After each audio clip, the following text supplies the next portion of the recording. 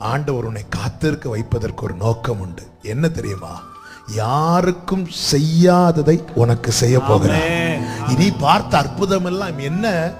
குளம் கலங்கும், அதுல இறங்கி சுகம் கிடைக்கும். ஆமென். நான் உன்னை காத்திருக்க வைக்கிறது ஆமென் மற்றவர்களுக்கு செய்ததை செய்வதற்கு அல்ல, இதுவரை நீ பார்க்காததை செய்வதற்கு, நீ அறியாததை செய்வதற்கு, ஆமென், நீ கேட்டிராததை செய்வதற்கு.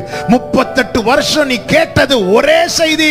நான் உனக்கு சொல்லுகிறேன், நான் உன்னை காத்திருக்க வைப்பதற்கு ஒரு நோக்கம் உண்டு. நீ பார்த்த அற்புதத்தை எல்லாம் அவர் உனக்கு செய்ய போகிறது.